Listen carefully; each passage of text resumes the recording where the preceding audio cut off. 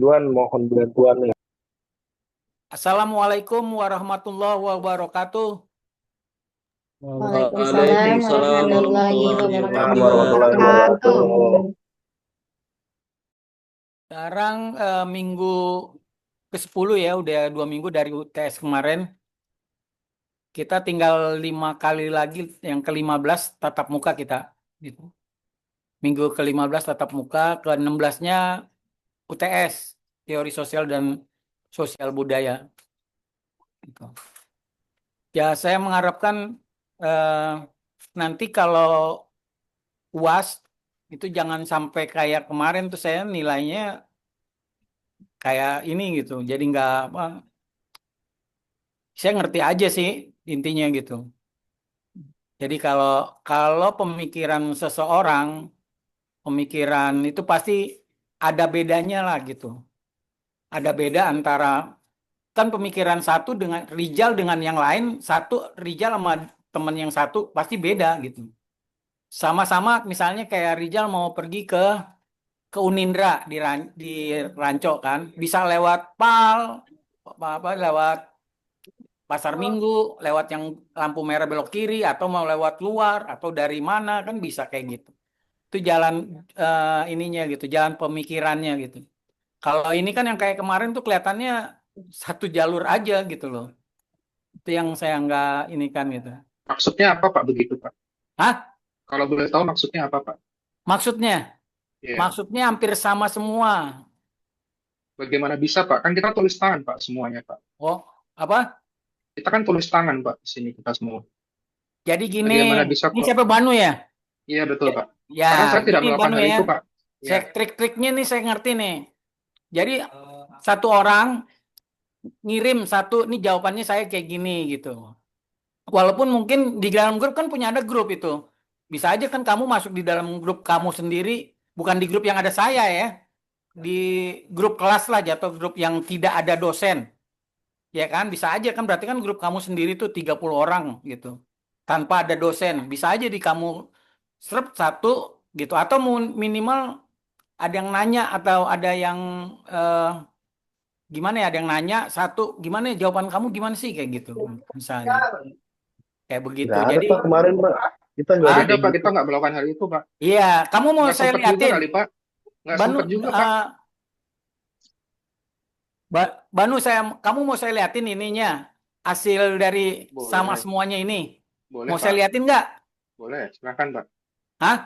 Boleh silakan Pak. Ya, oke nanti Banu ketemu saya nanti saya ini nih ya.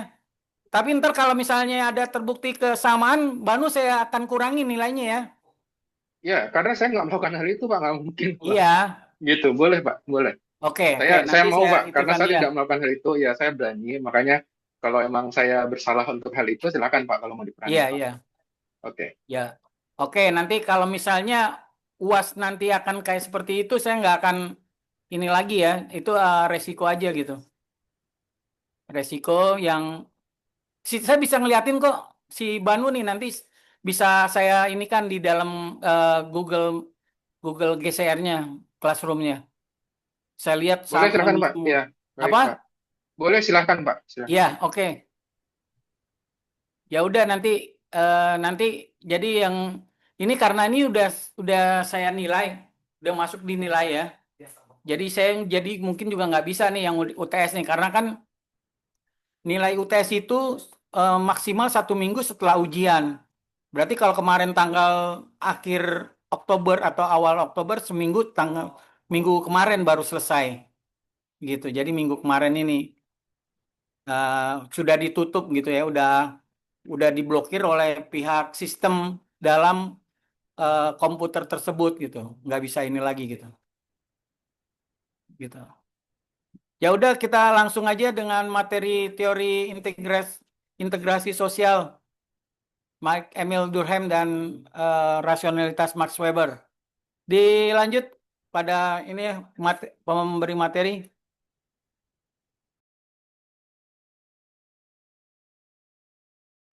Iya, baik, Pak. Dipersilakan Rosna Matarisa.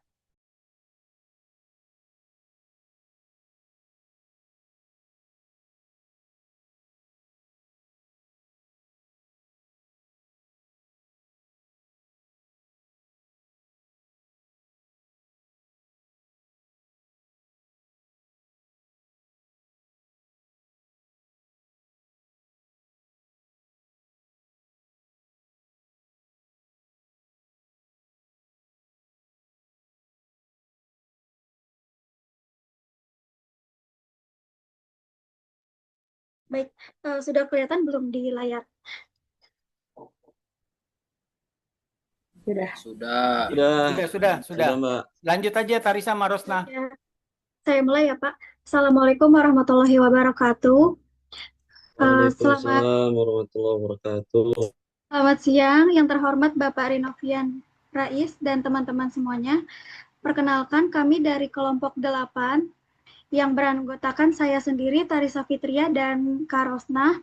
Di sini kami akan mempresentasikan tentang materi teori integrasi sosial Emily Durkheim dan teori rasionalitas Max Weber.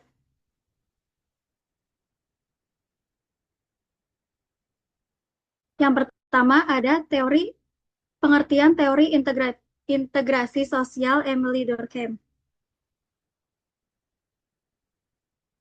Teori integrasi sosial Emily Durkheim menekankan bahwa keteraturan dan keharmonisan masyarakat tercapai melalui nilai, norma, dan kesadaran kolektif. Masyarakat merupakan kesatuan yang terhubung oleh ikatan sosial, bukan sekedar kumpulan individu. Integrasi sosial menjaga stabilitas dan solidaritas dengan konsep utama berupa fakta dan solidaritas sosial sebagai dasar keterikatan anggota masyarakat. Yang pertama itu ada fakta sosial. Fakta sosial ini adalah cara bertindak, berpikir, dan merasakan yang berada di luar individu dan mengatur perilaku manusia, berfungsi sebagai pengikat masyarakat agar tidak terjadi disintegrasi, dan fakta sosial ini dibedakan menjadi dua. Ada fakta sosial material dan ada fakta sosial non-material. Fakta sosial material adalah segala sesuatu yang nyata, bisa diamati, dan memiliki bentuk wujud fisik dalam kehidupan masyarakat. Contohnya itu adalah norma hukum, arsitektur, atau rumah ibadah.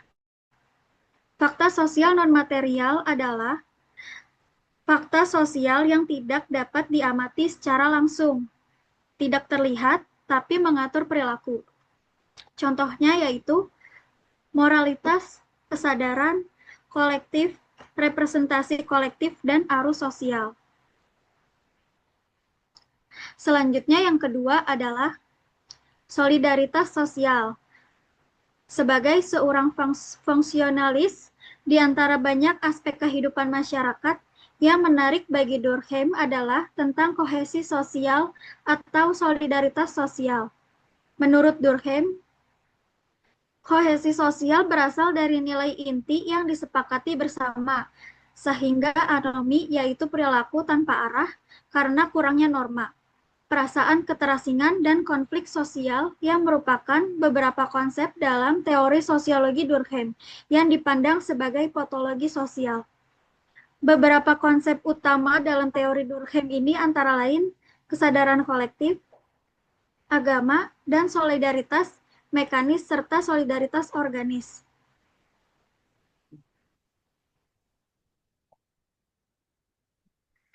Nah, selanjutnya adalah beberapa konsep utama dalam teori Durkheim antara lain kesadaran kolektif. Kesadaran kolektif yaitu sangat penting untuk kohesi sosial, sebab kesadaran kolektif dipahami sebagai keyakinan yang bersifat sentimental yang dimiliki bersama oleh anggota masyarakat dan menciptakan kondisi bersama. Yang kedua ada agama. Agama merupakan keberadaan bentuk utama dari kesadaran kolektif. Agama bukan hanya menyangkut pilihan individu, tetapi sesuatu yang ditanamkan ke dalam anggota masyarakat. Yang ketiga ada solidaritas mekanis.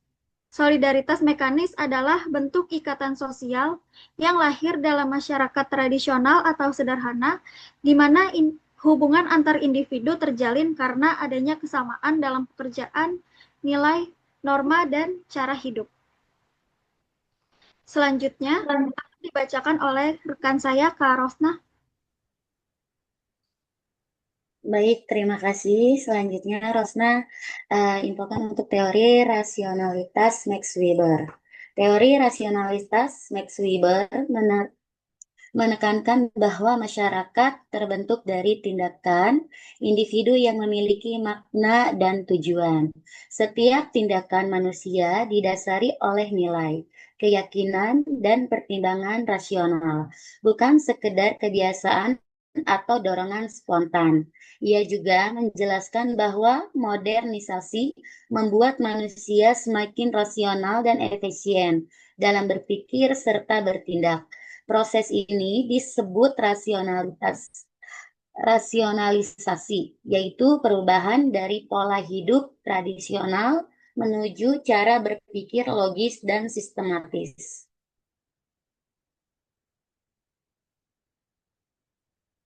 Selanjutnya, tindakan manusia menurut Max Weber. Yang pertama, instrumental. Rasional instrumental merupakan tindakan sosial mempertimbangkan untung rugi. Kalkulatif sehingga seringkali memilih cara-cara yang paling efisien dalam melakukan tindakan tersebut. Yang kedua, rasionalitas nilai tindakan. Ini merupakan tindakan sosial yang ditunjukkan untuk menegakkan atau patuh terhadap nilai tertentu.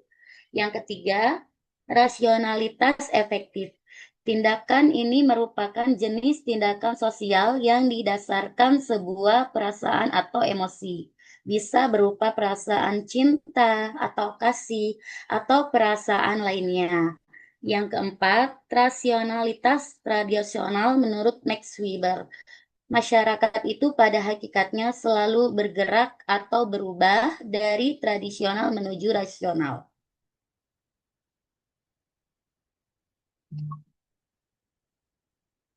Yang selanjutnya, penerapan teori Emily Durkheim dalam kehidupan sosial.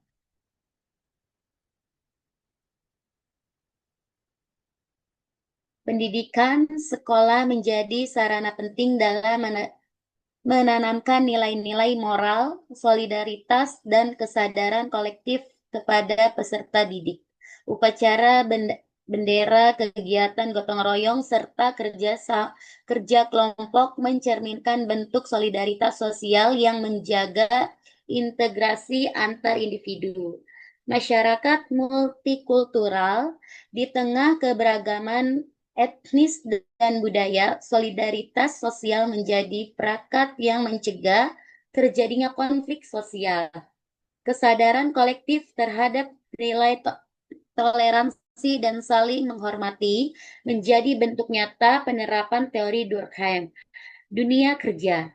Dalam organisasi modern, solidaritas organik tampak dalam pembagian kerja yang kompleks namun saling melengkapi. Setiap individu memiliki peran berbeda tetapi saling bergantung untuk mencapai tujuan bersama. Media sosial, fenomena dukungan massal terhadap isu sosial seperti gerakan kemanusiaan atau donasi online menunjukkan bentuk solidaritas digital, yaitu integrasi sosial berbasis kesadaran kolektif di ruang virtual. Selanjutnya, penerapan Max Weber dalam kehidupan sosial. Birokrasi dan pemerintahan. Max Weber menilai bahwa masyarakat modern ditandai oleh sistem birokrasi yang rasional dan terstruktur. Penerapan prinsip efisiensi, pembagian tugas, serta prosedur kerja yang jelas merupakan bentuk rasionalitas instrumental dalam administrasi publik. Dunia ekonomi, etika kerja, dan semangat kapitalisme yang rasional masih terlihat dalam dunia bisnis. Misalnya, perencanaan strategis, manajemen waktu, dan perhitungan untung rugi dalam pengembalian keputusan mencerminkan tindakan rasional berorientasi tujuan. Kehidupan religius. Rasionalitas nilai tampak ketika seorang berperilaku berdasarkan keyakinan agama, seperti berzakat atau menolong sesama. Bukan karena keuntungan materi, tetapi karena nilai spiritual yang diyakini. Budaya digital. Dalam era media sosial, banyak individu bertindak berdasarkan perhitungan citra dari dan strategi rasional bertanding ini mencerminkan bagaimana tindakan sosial kini semakin rasional dan terstruktur, meskipun tetap dipengaruhi aspek afektif dan tradisional.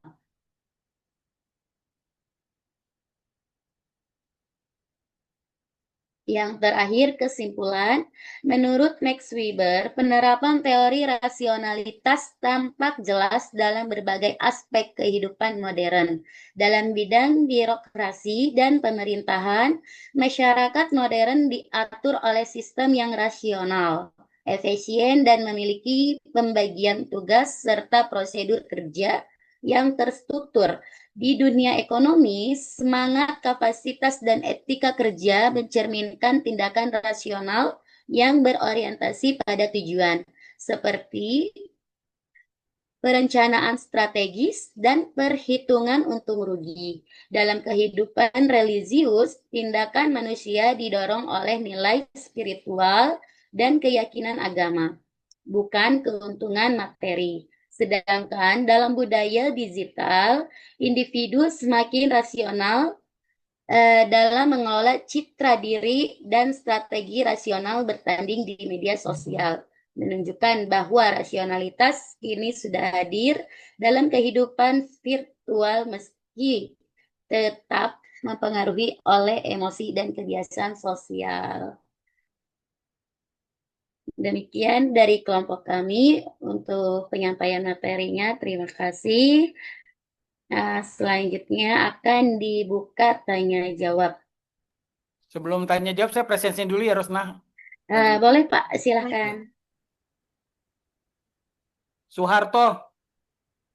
Hadir Pak, hadir saya Pak. Oke, sudah. Rosna. Hadir Pak. Ya. Resna Melawati. Resna hadir, Pak. Oke, sudah. Banu Pradipta. Hadir, Pak.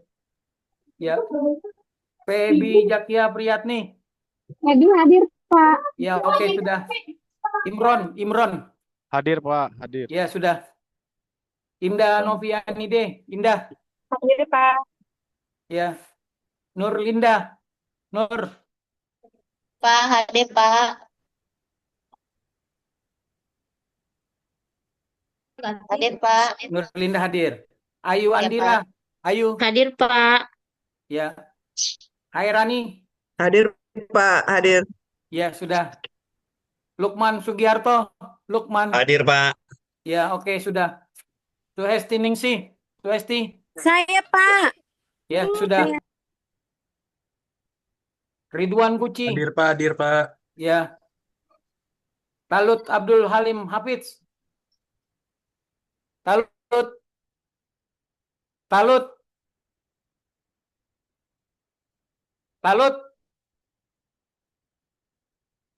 Nggak hadir ya, udah 3 kali saya panggil ya Talut ya. Malah Hairani, malah. Hadir, Pak. Oke, sudah. Jul Ulia. Jul. Hadir Pak. Jul Ulia. Hadir Pak, hadir. Ya sudah. Akhirnya aku juga. Ya, aku nggak kelihatan. Kalian bener Bu, di mana Bu? Muhammad Akil. Iya maaf Hadir, Pak, Pak. ini lagi Muhammad rapat Akil. Pak. Akil ya, oke. Jul Filkardin. Jul. HP-nya Pak ada masalah.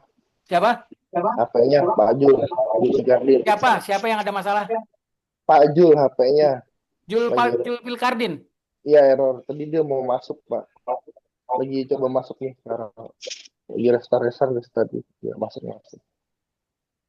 Sekarang di partisipan ada nggak Jul Filkardin? Partisipan ada tadi keluar lagi Pak. Hah? Udah keluar Pak. Keluar. Sinyal. HP-nya rusak. Kan tadi saya udah bilang dari awal, Jal. Saya ngasih tahu Bapak aja. Hah? Ngasih tahu Bapak aja. Julfil Kardin ya? Iya. Iya, tadi udah saya bilang sebelumnya itu udah saya kasih tahu. Kalau begini, Jal, saya bilang ada 2 device. Yang satu backup, satu ini. Bila terjadi hal-hal yang tidak diinginkan seperti ini, saya kan udah wanti-wanti sebelumnya juga. Kalau mati lampu, yang aku bilang ininya jaringannya jelek atau apalah kayak gitu. Saya kan nggak ngerti Baik. juga gitu. Jadi gini Baik, Jal, Pak. ini saya nggak absen Jal dia Jal Siap, Pak. Harus saya kasih tahu. ya. Saya nggak absen dia. Nanti kalau dia komplain ya bilang aja. Kemarin yang kelas sebelah hari Sabtu seperti gini juga Jal yang saya bilang Jal. Pak saya hadir kok Pak gitu tadi gitu. Tapi dia tidak berusaha untuk masuk. Minimal dia berusaha ada 2 gitu. Kayak gitu.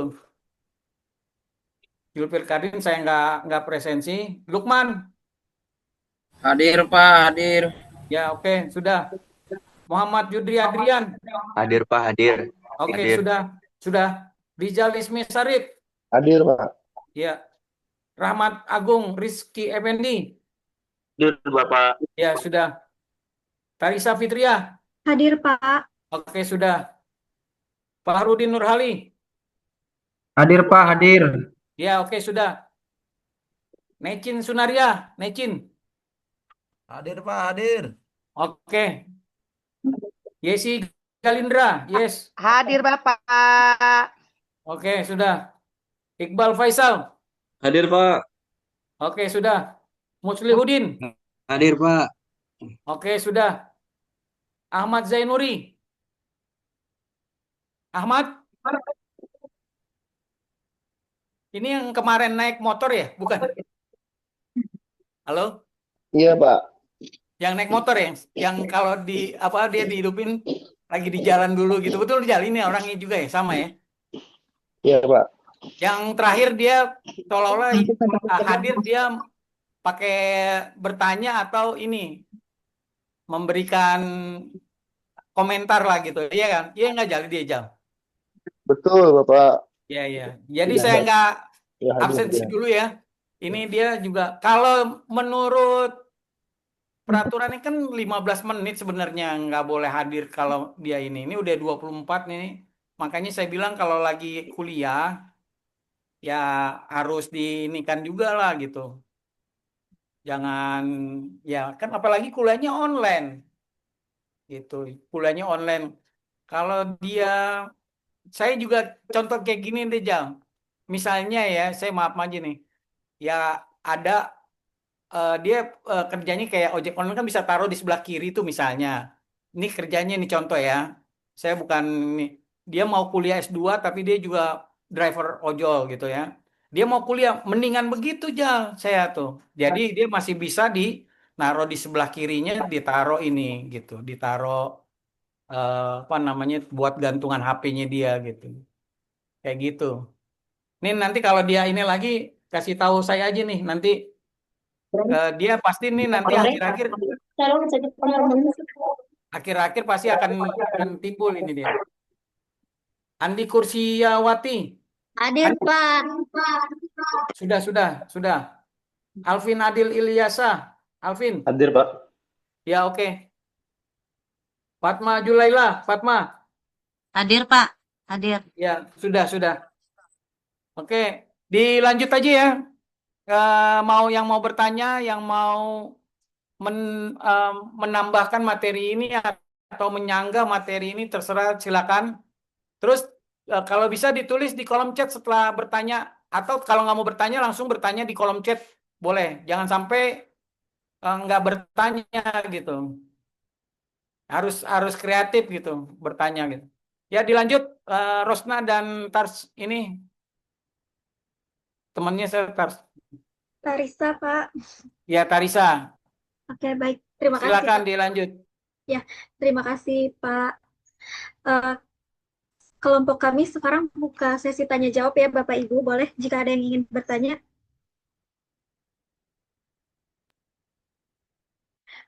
Ibu Kursiawati, boleh Ibu pertanyaannya?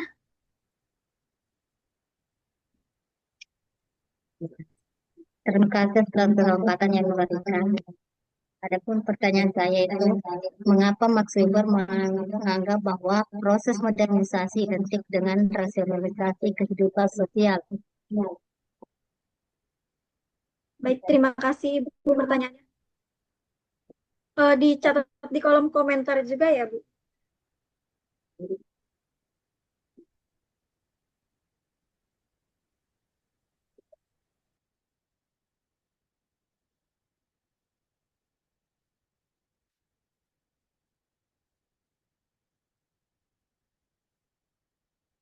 Selanjutnya Ibu Ayu, boleh Bu Ayu pertanyaannya?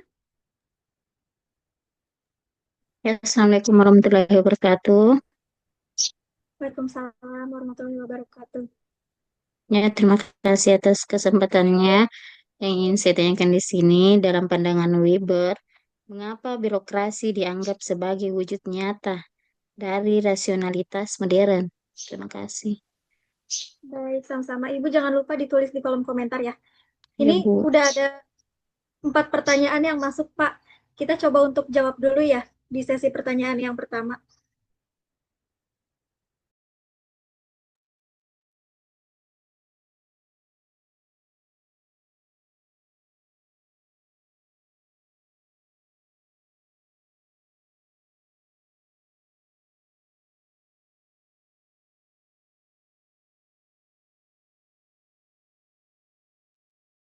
Baik, saya akan menjawab pertanyaan dari Bapak Imron. Di sini Pak Imron nulis di kolom komentar ya.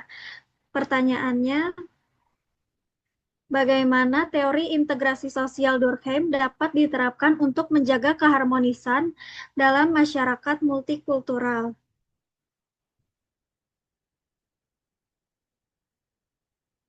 Nah, jawaban dari kelompok kami yaitu dalam masyarakat multikultural, perbedaan suku, agama, dan budaya dapat menjadi sumber kekuatan maupun konflik. Durkheim menunjukkan bahwa integrasi sosial dapat terjaga jika masyarakat memiliki kesadaran kolektif terhadap nilai bersama seperti toleransi, keadilan, dan solidaritas. Sekolah, media, dan lembaga sosial berperan penting dalam menanamkan nilai tersebut. Misalnya kegiatan gotong royong, dialog lintas agama, atau pendidikan karakter dibantu membentuk moralitas sosial yang melampaui batas identitas kelompok. Dengan demikian, teori Durkheim mengajarkan bahwa integrasi sosial di masyarakat yang beragam hanya bisa terwujud jika setiap individu menginternalisasi nilai kebersamaan dan menjadikan bagian dari kesadaran kolektif. Untuk Pak Imran, apakah sudah jelas jawabannya atau teman-teman yang lain ada yang ingin menambahkan? Sudah cukup dimengerti, Bu. Terima kasih, Bu Tarisa. Ya, sama-sama. Selanjutnya ada pertanyaan dari Bapak Iqbal Faisal ya. Di sini ada pertanyaannya di kolom komentar. Pertanyaannya yaitu, apa perbedaan antara fakta sosial, material, dan non-material dalam teori Durkheim? Dan bagaimana keduanya berperan dalam integrasi sosial?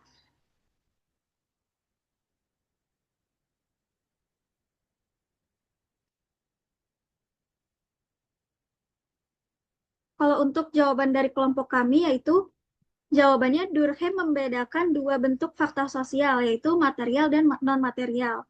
Fakta sosial material merujuk pada hal-hal yang nyata, dapat diamati secara fisik seperti hukum, lembaga, atau bangunan tempat ibadah yang menjadi simbol nilai sosial.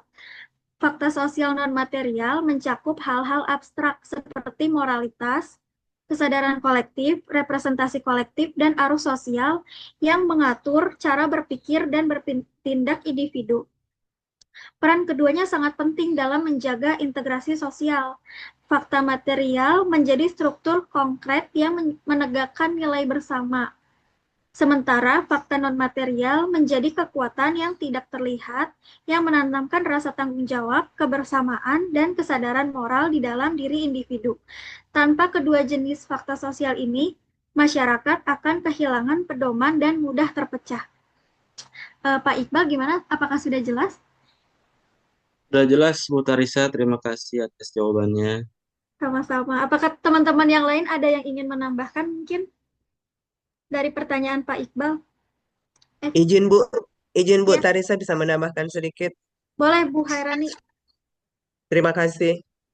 Di sini saya akan menambahkan sedikit bahwa peran antara fakta sosial material dan fakta sosial non material, bahwa keduanya sama-sama membantu menjaga keteraturan sosial. Fakta sosial material menyediakan kerangka dan aturan yang mengatur perilaku sehingga kehidupan sosial berjalan teratur.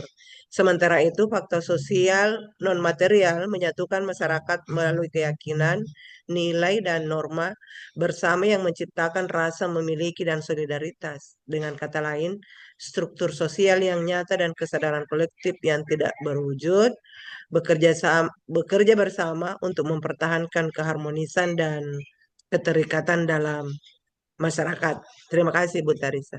Terima kasih Bu Hairani atas jawabannya. Baik, selanjutnya akan dijawab oleh rekan saya ya, Kak Rosna.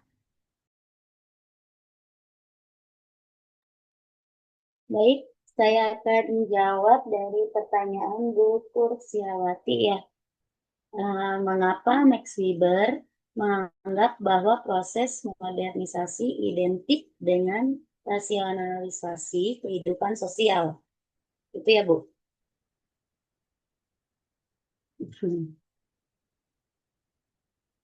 Halo Bu Kursiawati, betul pertanyaannya yang itu? Baik, saya jawab. Saya jawab, bagi Max Weber, modernisasi adalah transformasi besar dalam cara manusia berpikir dan bertindak. Jika masyarakat tradisional cenderung bertindak berdasarkan adat, emosi, atau kepercayaan spiritual, maka masyarakat modern bergerak menuju cara berpikir yang rasional, sistematis, dan efisien. Rasionalisasi mencerminkan upaya manusia untuk mengatur kehidupan sosial berdasarkan logika dan perhitungan yang terencana dalam bidang ekonomi, politik, dan birokrasi. Rasionalisasi menghasilkan sistem yang terstruktur, efisien, dan berorientasi pada hasil. Namun, Weber juga mengingatkan bahwa rasionalisasi bisa membawa dampak negatif berupa kekakuan sistem atau hilangnya nilai-nilai kemanusiaan karena semua diukur secara kalkulatif. Dan demikian, modernisasi bukan hanya kemajuan teknologis, tetapi juga pergeseran cara manusia memahami dan menata kehidupannya. Begitu jawaban dari Rosna. Mungkin ada yang mau menambahkan?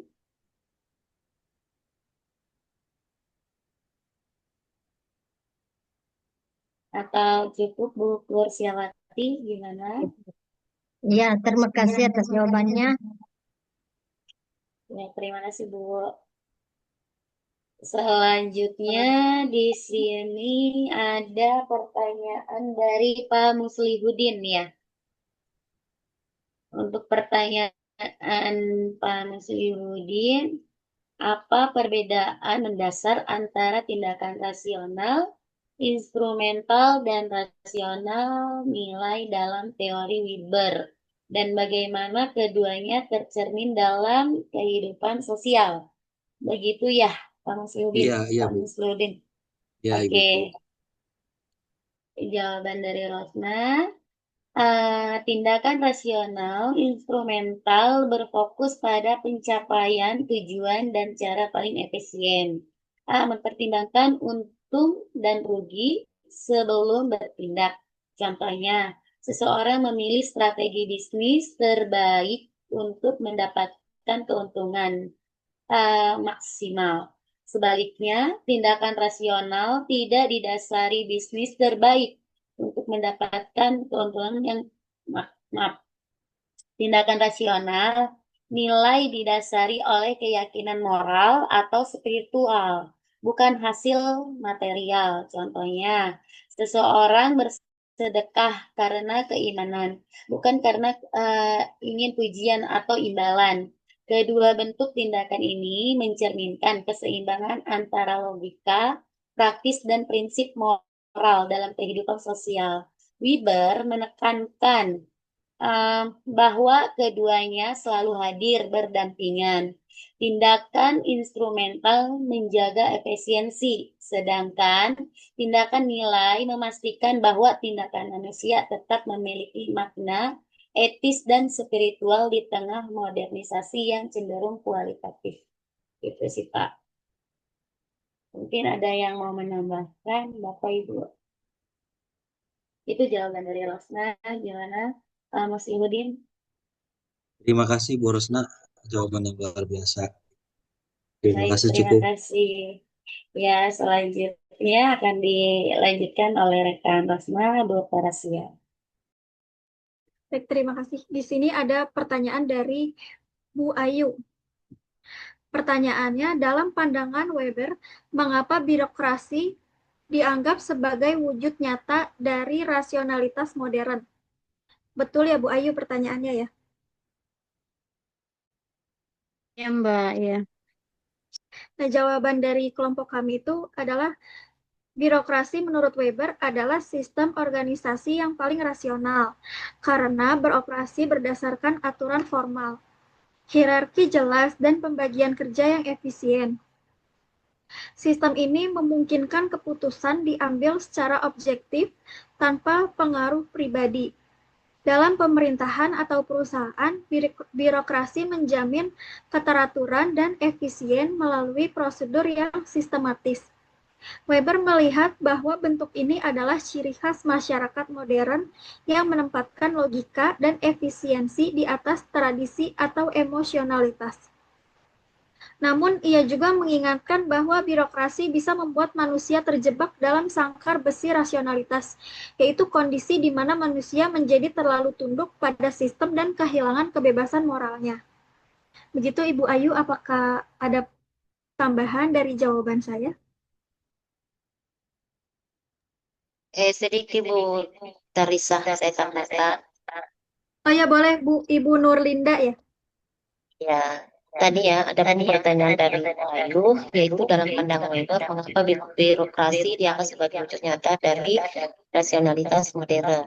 Nah, di sini dalam pandangan Weber, birokrasi dipandang sebagai bentuk paling jelas dari rasionalitas modern karena sistem ini dibangun atas dasar aturan yang terstruktur. Nah, pembagian tugas yang tegas serta prosedur yang dirancang untuk memastikan efisiensi dan konsistensi. Dengan kata lain, birokrasi adalah contoh konkret bagaimana masyarakat modern mengatur kegiatan secara terencana dan impersonal sehingga keputusan tidak lagi bergantung pada kehendak pribadi, tetapi pada aturan dan logika yang dapat diprediksi. Melalui birokrasi, Weber melihat bagaimana rasionalitas modern bekerja segala diatur melalui perhitungan standar baku dan keahlian teknik sehingga organisasi dapat berfungsi secara stabil dan teratur. Terima kasih tadi jawaban dari kami. Baik, terima kasih Bu Nurlinda atas tambahan dari jawabannya. Di sini selanjutnya saya akan menjawab pertanyaan dari Ibu Nurlinda. Pertanyaannya, mengapa Durkheim membedakan antara solidaritas mekanis dan solidaritas organis dalam penjelasan tentang kehidupan? Jawaban dari kelompok kami yaitu, pembedaan ini dilakukan untuk menjelaskan bagaimana bentuk ikatan sosial berubah seiring perkembangan masyarakat dari tradisional ke modern. Sosialitas mekanis menggambarkan masyarakat sederhana di mana hubungan sosial dibangun atas dasar kesamaan nilai, pekerjaan, dan keyakinan. Dalam masyarakat seperti ini, kesadaran kolektif yang sangat kuat dan individu cenderung tunduk pada aturan bersama. Sebaliknya, solidaritas organis muncul dalam masyarakat modern yang kompleks dengan pembagian kerja yang tinggi. Di sini individu tidak disatukan oleh kesamaan, melainkan oleh saling ketergantungan antar peran. Meskipun kesadaran kolektif melemah, ketergantungan sosial tetap terjaga karena setiap orang memiliki fungsi yang saling melengkapi, dan perbedaan ini menunjukkan bahwa perubahan sosial tidak berarti kehilangan kohesi, tetapi mengubah bentuknya. Bagaimana Bu Kursiawati, maaf Bu Nurlinda untuk jawabannya? Apakah sudah jelas atau ada yang ingin ditambahkan?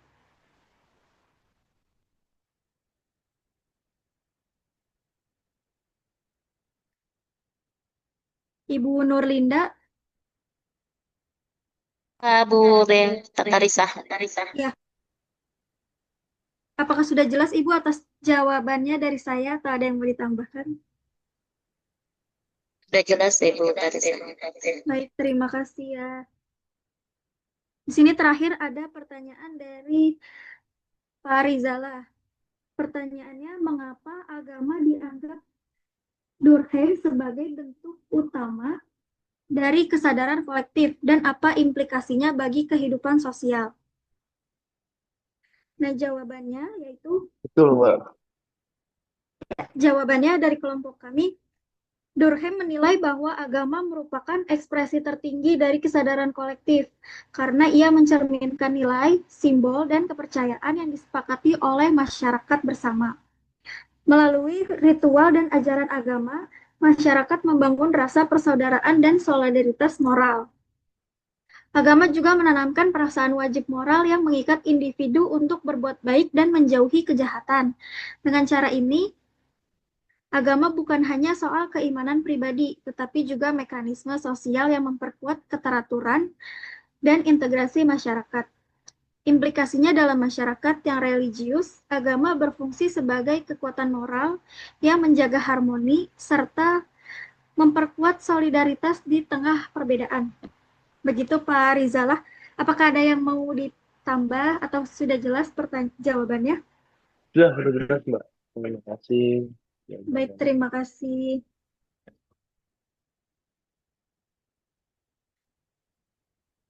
Mungkin sudah cukup Pak Rinovian Rais untuk sesi tanya jawab dari kelompok kami.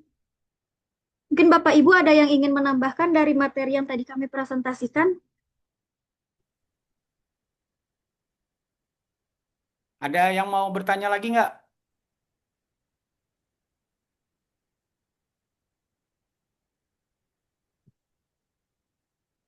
Halo?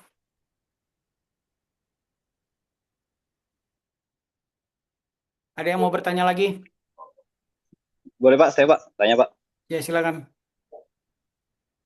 Ya, selamat siang buat Pak Rais Novan. Dengan kelompok ini saya mau bertanya. Tadi kan integrasi sosial itu kan menurut teori Durkheim itu kan keteraturan dan keharmonisan tercapai itu melalui nilai dan norma dan kesadaran kolektif. Nah, saya mau tanya bagaimana kesadaran kolektif itu bisa mencapai keharmonisan gitu. Nah kan kayak gitu aja sih paling pertanyaannya. Terima kasih.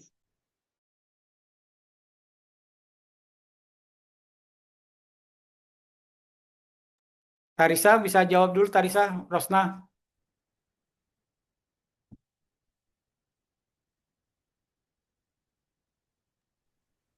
Pertanyaannya tadi dari Pak Alvin ya, bagaimana masyarakat mencapai keharmonisan, kolektif mencapai keharmonisan itu ya? Kesadaran kolektif mencapai keharmonisan ya. Oh ya, bagaimana kesadaran kolektif mencapai keharmonisan? Oke.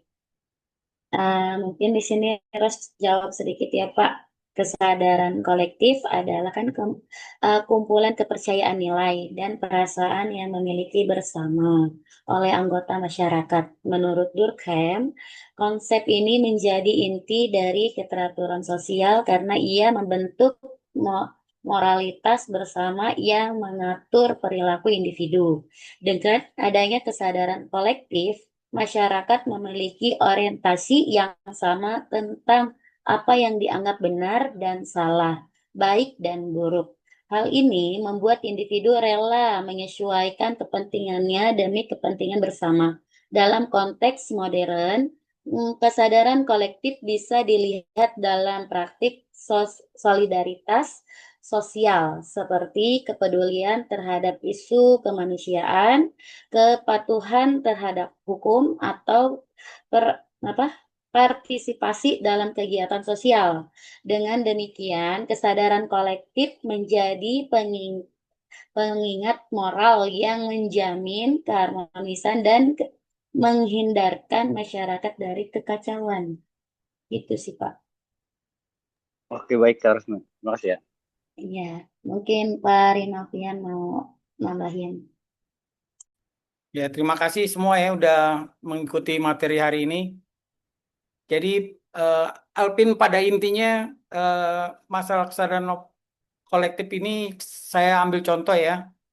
Kita dalam beragama nih misalnya, kalau umat Islam ke masjid itu kan dia kita punya persatuan sholat berjamaah. Begitu juga yang agama Hindu di pura atau dan agama lain juga gitu.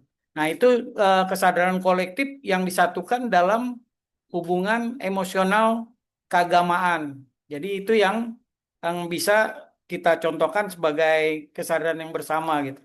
Jadi tanpa tanpa disuruh-suruh lah gitu. Jadi dia akan datang sendiri gitu karena sudah mantap imannya ke dalam di dalam satu agamanya masing-masing gitu.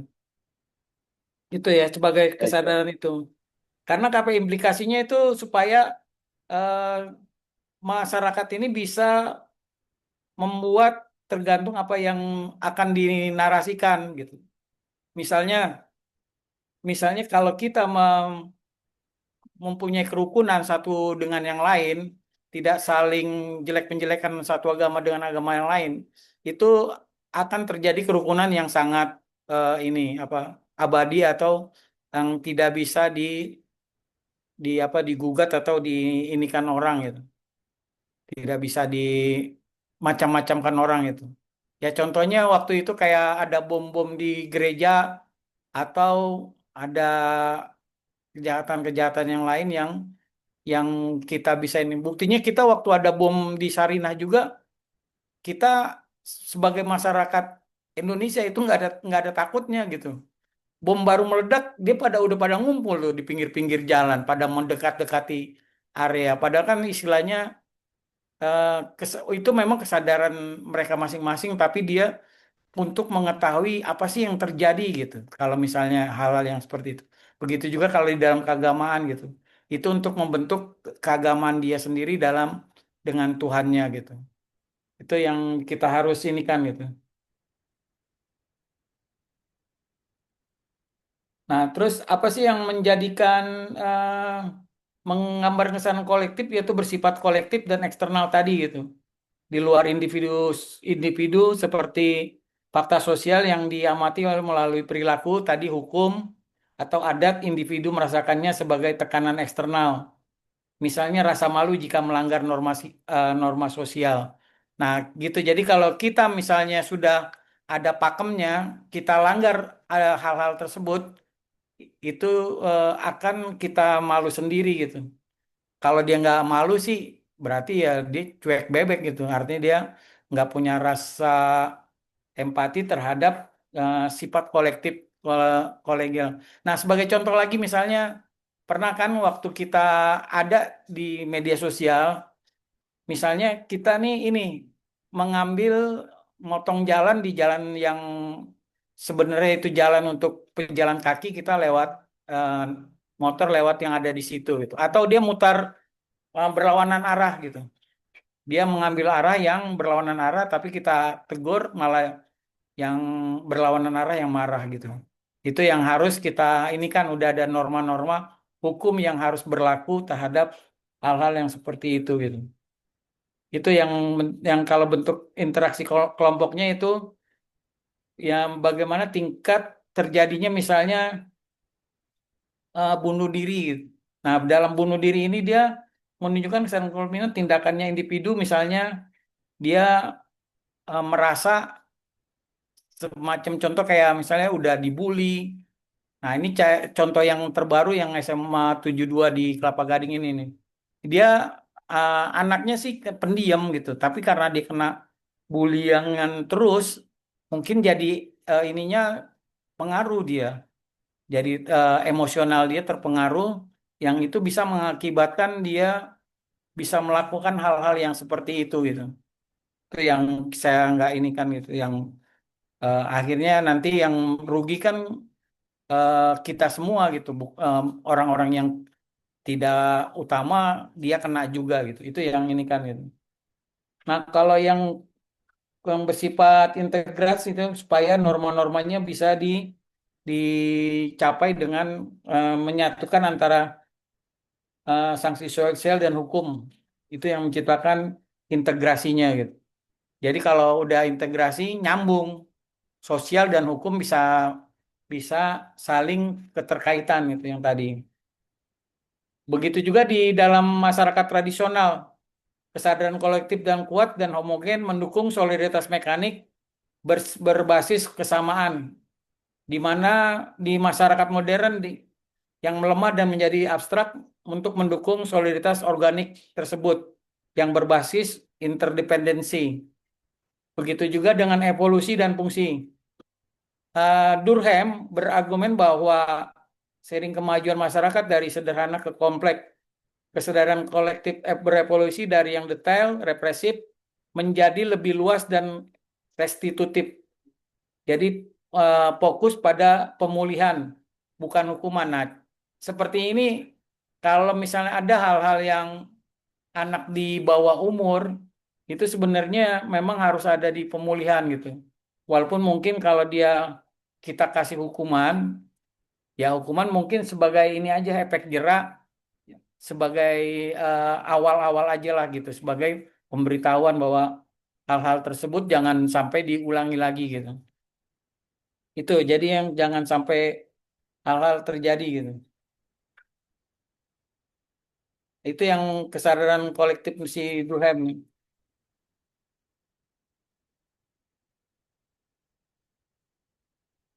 Nih, mengapa sih agama merupakan bentuk kesadaran kolektif yang tadi saya sebutkan ya? Agama kan representasi simbolis dari masyarakat yang tadi saya bilang masyarakat umat Islam ke masjid, yang orang Hindu ke pura dan lain-lain. Agama yang lain juga gitu. Nah, itu yang membentukkan kita. Nah, di luar itu kita juga karena itu menjadikan sakral, kita nggak bisa nembus itu. Artinya orang lagi beribadah, walaupun dia yang tersendiri beragama yang sama gitu ya, itu juga nggak bisa dia mengganggu sesama agama dianya sendiri gitu. Begitu juga yang umat Islam misalnya, yang umat Islam misalnya waktu sholat Jumat ada di misalnya masjidnya di pinggir jalan, orang melakukan klakson gitu misalnya kayak gitu, yang bisa menimbulkan suara-suara yang nggak pantas di dalam peribadatan tersebut gitu. Itu yang kita jaga dalam bertoleransinya gitu.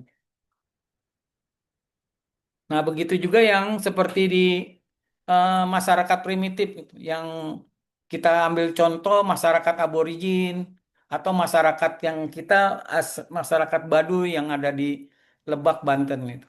Itu dia mempunyai etnis-etnis yang sudah pakem gitu, yang sudah memang harus dia lalui ininya gitu.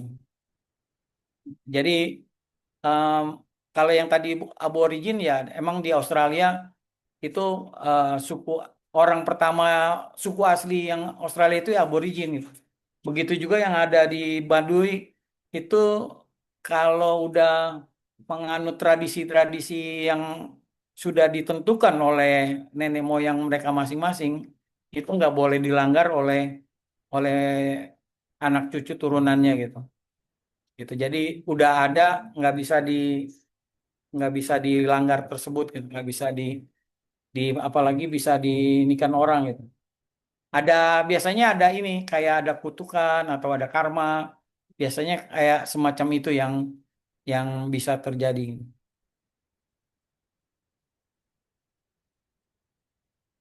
Nah, fungsi integratif melalui ritual kolektif yang tadi saya sebutkan, yaitu di mana emosional intens bisa terhubung yang dalam gitu. Supaya kita bisa saat berkumpul dengan orang-orang lain bisa menyamakan bahwa kita memang tujuannya kepada yang di atas gitu, yang pada yang masing-masing gitu. Agama yang masing-masing tujuannya adalah buat minta permohonan, minta petunjuk, minta macam-macam itu kepada yang Maha Penciptanya. Nah, agama sebagai sumber moral dan norma sosial. Nah, di sini yang bersifat koersif memaksa jadi ya kalau udah disebutkan gitu, yang supaya dia bisa eh, yang berbentuk sekuralisasi seperti nasionalisme atau sains sebagai bentuk agama baru yang tetap mempertahankan fungsi kesadaran kolektif, menunjukkan bahwa agama esensi untuk menjaga identitas agama bersama di tengah ini. Itu jadi eh, kita mengharapkan bisa menjalankan apa yang kita lakukan itu. Karena baik dari Karl Marx yang dengan materialisme historis dan teori konfliknya, ini dia bisa menjaga satu dengan yang lain, bisa mengambil keputusan supaya tidak melebar dan terjadi hal-hal yang itu. Baik di dalam teori materialisme historis, atau teori konflik, atau aliansi dalam kapitalisme. Begitu juga dengan pemikiran Max Weber. Tindakan sosial dan rasionalisasi yaitu bentuk konsep tindakan sosial, di mana tindakan sosial ini supaya dengan bermasyarakat dan menuju kita bersosialisasi terhadap yang satu dengan yang lainnya gitu. Begitu juga dengan rasionalnya dalam masyarakat modern. Karena kalau kita sudah tahu masyarakat modern ini adalah masyarakat yang pemikirannya jauh lebih ke depan gitu. Dia bisa lebih maju lagi daripada masyarakat yang sebelum-sebelumnya gitu. Ya begitu juga dengan etika yang kaum Protestan dan kapitalisme ini gitu. Di sini Weber juga menjelaskan bahwa bagaimana seorang di dalam beragama Nasrani yang Protestan, dia menjalankan apa yang misalnya sudah dilalui oleh pimpinan agamanya tersebut gitu. Begitu juga dengan kapitalismenya gitu. Max Weber dengan sistem kapitalismenya menjalankan usaha-usaha supaya dia bisa memajukan masyarakat sosial mereka sendiri gitu. Itu yang dilakukan. Kalau pemikiran Emily Durkheim yang tadi saya udah menyinggung beberapa tadi itu, ya dengan adanya fakta sosial, fakta soliditas sosial, studi tentang bunuh diri dan lain-lainnya, itu yang diinikan gitu. Jadi semua yang dilakukan oleh ketiga tokoh tersebut yaitu merupakan ahli sosiologi klasik gitu. Walaupun yang sebelumnya juga udah ada kita kayak Agus Comte itu, dia juga adalah seorang sosiolog yang memang juga ilmuannya juga nggak diragukan lagi gitu. Nah ini kalau ini kan yang menjadikan tiga serangkai ini, Karl Marx dengan Max Weber dan Emil Durkheim ini gitu. Yang salah satunya perspektifnya sangat berbeda satu di antara lainnya. Itu yang kita inikan itu. Nah, kalau pemikiran Karl Marx dengan materialisme historis dan teori konflik, materialisme historis ini mengembangkan konsep menekan pada perkembangan masyarakat yang ditentukan oleh kondisi ekonomi dan hubungan produksi.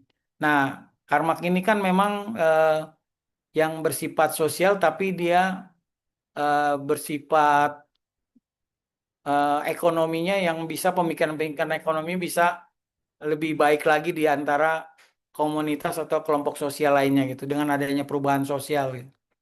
Perkembangan dengan mode produksi di dalam suatu ini mulai dari feudalisme, kapitalisme hingga sosialisme.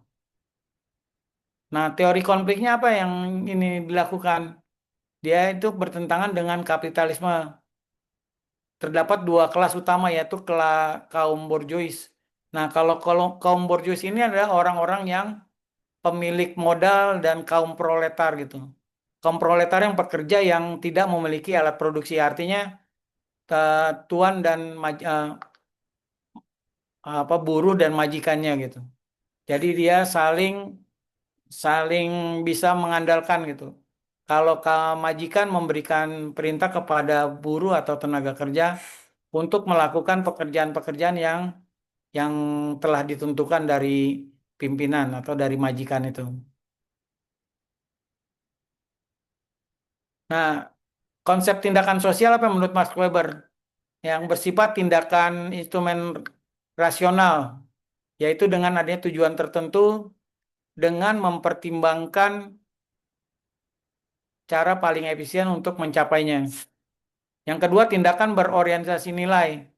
Tindakan yang dilakukan berdasarkan keyakinan terhadap nilai tertentu tanpa mempertimbangkan hasilnya. Yang ketiga, tindakan afektif. Tindakan yang didorong oleh emosi dan perasaan individu. Yang keempat, tindakan tradisional. Tindakan dilakukan karena kebiasaan atau tradisi yang diwariskan dari generasi ke generasi. Jadi, kalau kita tindakan tradisional yang tadi saya sebutkan, contoh yang tadi saya ambil contoh yang tadi di Lebak atau suku Baduy, tidak tidak menutup kemungkinan dengan suku-suku yang ada di Indonesia ya, mulai dari Aceh sampai Papua. Itu juga tindakan tradisionalnya sangat menurunkan kebiasaan-kebiasaan dari leluhur mereka masing-masing gitu. Yang diwariskan dari dari dulu dari awal sampai generasi paling bawahnya sekarang gitu. Itu yang harus diikuti gitu. Kalau mereka melanggar aturan yang telah digariskan dalam tindakan tradisional, dia akan kena ininya itu karma atau sanksi tersebut. Nah, kalau yang Max Weber dalam proses masyarakat modern, di sini kita punya cara berpikir lebih baik daripada orang-orang yang berpikir tradisional tersebut gitu. Karena dengan adanya kita masyarakat modern punya pemikiran, baik kita punya birokrasi, kapitalisme dan ilmu pengetahuan, Weber mengatakan bahwa rasionalisasi dapat menyebabkan kandang besi, di iron cage, di mana individu terjebak dalam sistem yang terlalu birokratis gitu. Jadi kalau kita sudah mengikuti birokrasi, itu kadang-kadang kita aja yang zaman sekarang udah agak sulit juga gitu mengikuti terlalu birokratis nih gitu di pemerintahan ini gitu misalnya. Itu yang kita ini kan karena memang semakin maju bangsa birokrasinya kadang-kadang memang agak sulit gitu. Ya, tapi kita harus punya bagaimana pemikiran ini bisa dilalui itu. Nah, yang tadi menurut Emil Durkheim dengan adanya fakta sosial, solidaritas sosial yang bersifat mekanik dan organik, terus bagaimana studi tentang bunuh diri gitu. Nah, Durkheim menelitikan dengan terjadi ketika individu merasa terisolasi dari masyarakat. Ini juga kita ini di dalam masyarakat sering terjadi hal-hal yang terlalu egoistik gitu. Karena masyarakat nggak bisa juga di apa dicecer terus atau membuat satu orang merasa terisolasi atau terpinggirkan gitu. Gitu. Jadi jangan sampai orang-orang yang itu akan nekat gitu. Begitu juga dengan bunuh diri altruistik itu terjadi individu terlalu terikat dengan kelompok sosial sehingga rela mengorbankan dirinya gitu. Ya kalau sudah bom bunuh diri yang berarti kan yang bom bunuh diri itu akan ikut juga meninggal karena dia membawa bom bunuh diri untuk dirinya sendiri juga akan cerai-berai dengan ada bom gitu. Gitu. Jadi di sini juga ada bunuh diri anomik begitu juga dengan karena adanya perubahan sosial yang drastis seperti adanya krisis ekonomi atau perubahan yang mendadak dalam struktur masyarakat gitu. Ini yang kita harus juga waspadai gitu. Terus bunuh diri fatalistik terjadi ketika individu merasa terlalu tertekan oleh aturan kontrol sosial yang berlebihan gitu. Nah, ini juga kalau kita membuat peraturan atau satu uh, diam dikekang atau ditekan terus, itu orang juga yang merasa dikekang akan merasa berlawan gitu. Itu yang terjadi pada saat ini gitu. Nah, ini contoh-contoh yang tadi saya sudah sebutkan dari pemikiran Karl Marx, Max Weber, dan Emil Durkheim ini gitu. Ada yang mau bertanya? Dipersilakan. Ada Pak, saya Pak. Ya, silakan Pak. Berdasarkan teori Emil Durkheim Pak yang saya ketahui tadi ya, bahwasanya kan Durkheim percaya perilaku seseorang itu dipengaruhi oleh sejauh mana ya terintegrasi dalam kelompoknya gitu ya atau masyarakatnya. Lalu Pak, pertanyaannya jika siswa yang menjadi pelaku bullying, apakah dia menunjukkan kurangnya integrasi dalam kelompok sekolahnya atau dia terlalu terintegrasi dengan kelompoknya yang salah. Contoh Pak, misalkan biasanya kan di perguruan tinggi ataupun sekolah-sekolah pendidikannya itu kan ada senioritas dan minoritas. Ketika seseorang yang baik masuk ke dalam senioritas, dia melakukan hal-hal yang mungkin memunculkan perilaku bullying gitu kan. Nah, berarti kalau seperti ini, berarti dia kan terintegrasi dengan kelompok seniornya gitu, tidak dengan kelompok sosial budaya sekolahnya atau perguruan tinggi. Kan seperti itu, Pak ya? Iya. Nah, berarti ada masalah. Jadi tidak terhubungnya antara budaya sekolah atau perguruan tinggi dengan kelompok-kelompok yang notabene ada di perguruan tinggi tersebut seperti kelompok senioritas, minoritas dan sebagainya.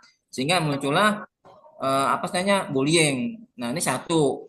Terus yang kedua, yang kasusnya SMA 72 Pak, ya, ternyata setelah diselidiki Pak, itu bukan karena tekanan, ya, bukan karena tekanan, karena video yang dia tonton, rata-rata video yang dia tonton itu isinya kekerasan semua.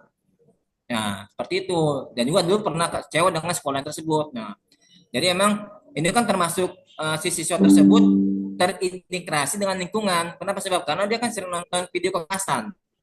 Sehingga dia melakukan aksi pemboman di sekolahnya sendiri. Kan gitu. Berarti kan dia terintegrasi dengan lingkungan Pak ya. Gitu. Terus yang ketiga Pak, di Bandung kan pernah terjadi tuh Pak anggota geng ya kan. Jadi siapa saja yang masuk ke anggotanya, dia harus melakukan sesuatu seperti begal orang, mencuri sepeda motor, membunuh orang, menyakiti orang, dan sebagainya. Berarti kan dia terintegrasi dengan kelompoknya. Kan seperti itu Pak. Ya. Jadi memang di salah satu sisi ketika seseorang masuk ke dalam kelompok itu, terintegrasi dengan kelompoknya, nah di sini mana yang paling kuat nih? Kelompok yang dia masuki yang mengakibatkan memunculkan perilaku yang baik. Nah, jadi mohon pencaranya Pak, bagaimana kita menyikronkan agar ya semuanya terhubung terintegrasi dengan kelompok hal-hal yang baik, kelompok-kelompok yang baik, baik itu yang ada di masyarakat maupun yang ada di sekolah atau perguruan tinggi. Mungkin itu aja Pak. Terima kasih. Ya, saya jawab dari yang bawah dulu ya Pak Suwarto ya. Ya, Itu kan, Pak. ya. Jadi kalau geng motor yang di Bandung kayak grup geng motor di Bandung itu juga nggak nggak boleh diikutin oleh kita gitu. Walaupun saya pernah dengar dia itu memaksa orang untuk masuk ke geng dia gitu. Dia paksa orang dan dia paksa orang tersebut menjadi anggota dan dia paksa untuk melakukan yang tadi Pak Soeharto bilang, melakukan begal atau melakukan hal-hal yang sifatnya bertindak kriminal gitu. Ini udah di luar batas yang tadi saya bilang di dalam norma sosial dan hukum. Jadi intinya yang kayak begini harus tetap dihukum gitu. Harus dibubarin geng motornya tersebut gitu Pak Soeharto supaya tidak meresahkan dalam masyarakat gitu. Itu yang pertama Pak Soeharto. Jadi dimanapun juga kalau tindak kekerasan yang unsurnya negatif terlalu begitu, yang terlalu benar-benar itu nggak bisa ditolerir lagi Pak. Jadi ya ini ya nggak bisa diitukan gitu, nggak bisa dimaafkan atau di dibebaskan gitu orang-orang yang melakukan tindak kriminal tersebut gitu. Itu yang udah karena udah ada hukumnya ini gitu. Yang kedua yang masalah SMA 72 yang di Kelapa Gading, kalau memang tuh anak kan katanya juga ini apa introvert atau menyendiri. Terus dia juga merasa dibully oleh teman-teman satu ininya dan dia tadi yang Pak Soeharto bilang dia dia tuh pasti punya gadget dan dia pasti ngelihat hal-hal yang bersifat tadi misalnya kekerasan tadi dia udah melihat. Nah, makanya bagaimana sih yang pernah terjadi kayak bom yang di Amerika anak-anak sekolah yang masuk ke sekolahan ini kayak begitu mungkin ter ter apa pemikirannya mau seperti itu dia bisa ini kan gitu. Tapi di luar itu saya nggak bisa ini karena memang walaupun tadi Pak Soeharto bilang dia anaknya sering nonton yang bersifat film-film kekerasan, itu juga sebenarnya nggak baik untuk ditiru gitu. Saya juga dulu pernah di lembaga sensor kita kan sudah eh, mensensor film-film yang mana yang untuk anak-anak, yang semua umur yang 13 tahun, yang 17 tahun ke atas, yang 21 tahun ke atas gitu. Itu jadi udah ada unsur-unsurnya gitu. Supaya dia bisa nontonlah dengan bijak sesuai dengan kriteria umurnya tersebut gitu. Gitu. Jadi eh, kalau memang dia udah kebiasaan dengan nonton-nonton yang film-film negatif film, itu akan sulit juga untuk diinikan gitu. Jadi tetap akhirnya juga kan yang rugi kan keluarga dari yang melakukan melakukan pembunuhan tersebut gitu. Dia masuk rumah sakit juga gitu. Itu jadi dia udah mungkin terimajinasi dengan film-film yang disebutkan tadi gitu. Gitu. Jadi mungkin itu ya. Terus yang pertama tadi apa Pak Soeharto? Yang terjadinya ini loh Pak, bullying kan jadi ketika sudah masuk dalam kelompok Oh, yang tertentu. di mahasiswa ya, yang dalam grup itu ya. Yang misalnya sekolah kedinasan yang Pak Soeharto ya, contoh ya. Tuh, Pak. Ya, contoh ini salah satu contoh aja nih. Kita kayak sekolah kedinasan kan ada senior tuh yang baru masuk masuk tingkat 1 di ini kan oleh kakak senior yang tingkat 2. Mungkin yang kelas 3-nya hanya ngeliat tuh kelakuan yang kelas 2-nya. Oh, gini juga nih gitu. Mungkin yang seniornya bisa inikan juga gitu. Nah, ini juga semua nggak benar juga nih jadi pertanyaan Soeharto tiga-tiganya negatif semua ya Pak Soeharto ya. Ya, jadi kan Ya, daftar negatif semua. Jadi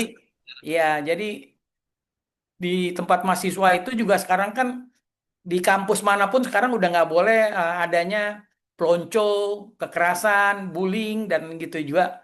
Ya, makanya sekarang harus diinikan, harus disamakan gitu. Gitu. Jadi jangan sampai terjadi hal-hal negatif gitu. Contoh yang belum lama inilah kasus yang kayak Prada Luki yang kemarin di Jakarta itu bapaknya sampai ngamuk-ngamuk kan. Nah, contoh yang kayak begitu kan, dia tuh yang senior gitu, padahal dia udah jadi tuh orang tuh, udah artinya udah punya pangkat, udah tentara, udah balok satu, balok dua gitu jadinya. Gitu supaya dia nanti ini karena di ini kan oleh jauh sekali dia prajurit yang bullying eh, Letnan 2 sama Letnan 1 pimpinannya kan komandannya kan. Gitu. Jadi semacam hal-hal yang bersifat negatif supaya ada diambil tindakan tegas gitu. Semuanya yang dari tadi Pak Soeharto pertanyaan 1, 2, 3 itu semuanya negatif Pak Soeharto. Jadi jangan sampai diikutin gitu. Supaya nanti bisa menjadikan kita nih supaya aman juga lah gitu. Coba aja Pak Soeharto, jangankan yang tadi Pak Soeharto tiga-tiganya gitu. Pak sekarang anak-anak umur di bawah 17 sudah yang melakukan begal dengan membawa celurit panjang-panjang, dia bukan kelompok yang di geng motor tadi ya, dia individu aja. Misalnya dia cuma 2 atau 3 orang atau berkelompoknya cuman kelompok kecil aja lah gitu. Kelompok minimal 2, 3 orang atau 4 orang gitu. Dia melakukan begalnya merasa dia udah nggak mampu lagi punya uang, terus mau cari uang gimana lagi, akhirnya melakukan kekerasan-kekerasan yang nggak ada artinya dan merugikan dia sendiri gitu. Itu sebagai contoh gitu. Nah, belum lama ini contohnya kayak maling motor yang di Jakarta Utara dulu yang di apa akhirnya ditangkap di Bakauheni orangnya karena dia yang meninggal kan ini Ansip yang lingkungan gitu. Ansip lingkungan kena tembak dan itu akhirnya juga ini. Nah, itu juga kayak begitu kan hal-hal yang nggak ini kan nggak bisa ditolerir lagi gitu. Supaya benar-benar kita mewujudkan persatuan dan kesatuan bisa berjalan dengan damai dan sejahtera semua gitu. Itu. Mungkin jawaban saya itu Pak Soeharto. Jadi jangan sampai terjadi hal-hal yang negatif dan membuat anak anak didik kita, anak cucu kita jangan sampai eh, mengikuti hal-hal yang negatif lah kayak gitu. Gitu. Saya mengharapkan gitu sih sampai nanti kita generasi penerus gitu. Apalagi kan kita targetnya Indonesia Emas 2045 udah bisa ini kan lagi gitu. Ada yang mau bertanya lagi? Saya Pak, Ya, silakan Pak Lukman Sugiarto. ya Pak, saya agak nyambung sedikit dengan pertanyaan Pak Soeharto tadi tentang teori Emile Durkheim. Itu menekankan bahwa keteraturan dan keharmonisan di masyarakat.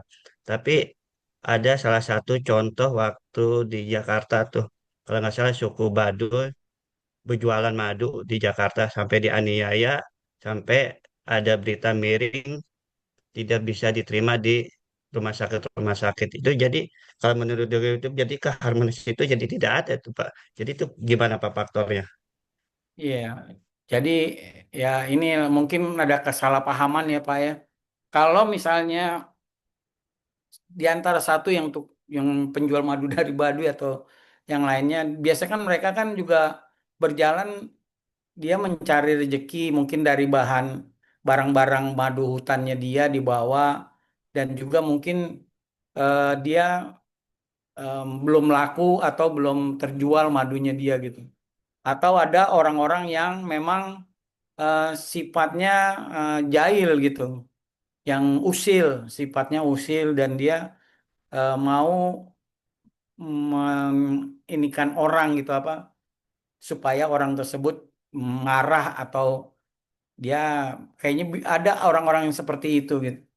Dia bisa membuat orang itu seperti marahnya gitu. Gitu Pak Lukman. Jadi jangan sampai hal-hal itu terjadilah gitu. Karena kenapa? Dia kan lagi nyari uang. Kalau memang dan dia nggak mungkin juga nyerang orang-orang yang di luar yang pakai baju hitam hitam atau yang baju putih hitam yang penjual madu itu gitu. Saya yakin deh nggak mungkin dia berbuat negatif atau gimana. Pasti ada eh, tersulut api yang membuat mereka jadi marah atau karena memang tadi belum laku atau apa gitu.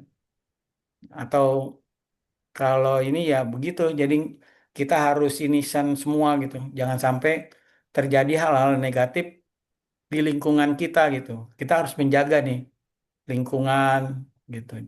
Yang sesuai dengan teori-teori Durkheim dan yang tadi 3 tokoh tersebut gitu. Gitu. Mereka adalah sudah memikirkan jauh-jauh hari bagaimana akan teori-teori tersebut masih bisa dipakai selanjutnya karena sifatnya itu teori yang untuk menguatkan karakter orang supaya tidak terjadi negatif-negatif gitu. Mungkin dari saya situ Pak Lukman, ada yang lain atau Pak Lukman Ya, gimana Pak Lukman? baik Pak, terima kasih Pak penjelasannya. Iya. Ada yang lain?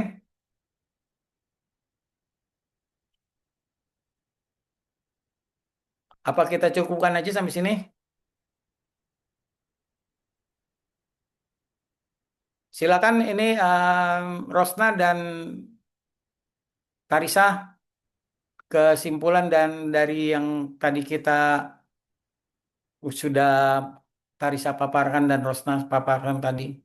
Disilakan Bu Rosna dan Karisa.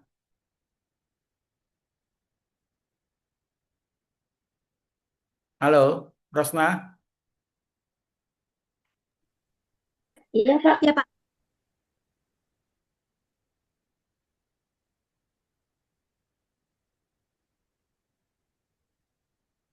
Baik.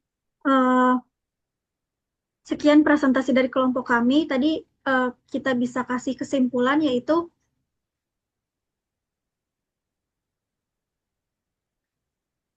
penerapan teori rasionalitas tampak jelas dalam berbagai aspek kehidupan modern dalam bidang birokrasi dan pemerintahan. Masyarakat modern diatur oleh sistem yang rasional, efisien, dan memiliki pembagian tugas serta prosedur kerja yang terstruktur. Di dunia ekonomi, semangat kapitalis dan etika kerja mencerminkan tindakan rasionalitas yang berorientasi pada tujuan seperti perencanaan strategis dan perhitungan untung rugi. Dalam kehidupan religius, tindakan manusia seperti nilai spiritual dan keyakinan agama bukan keuntungan materi. Sedangkan dalam budaya digital, individu semakin rasional dalam mengelola cita diri dan strategi personal branding di media sosial, menunjukkan bahwa rasionalitas kini juga hadir dalam kehidupan virtual meski tetap dipengaruhi oleh emosi dan kebiasaan sosial. Sekian kesimpulan dari kelompok kami dan pemaparan materi dari kelompok kami. Kurang lebihnya mohon maaf dan terima kasih juga kepada Bapak Ibu yang sudah bertanya ataupun yang sudah menambahkan materi kami. Terima kasih banyak. Kurang lebihnya mohon maaf. Kami tutup presentasi hari ini. Wassalamualaikum warahmatullahi wabarakatuh. Waalaikumsalam. Terima kasih semua sudah Waalaikumsalam mengikuti. Warahmatullahi wabarakatuh. Terima kasih, Bapak. Terima kasih kembali, Kak. Terima kasih semua sudah mengikuti materi ini. Semoga bisa ke depannya lebih lancar lagi untuk melakukan materi-materi selanjutnya. Demikian nilai topik wal hidayah. Assalamualaikum warahmatullahi wabarakatuh. Waalaikumsalam Waalaikumsalam warahmatullahi wabarakatuh. Terima kasih, Pak. Ya, sama-sama.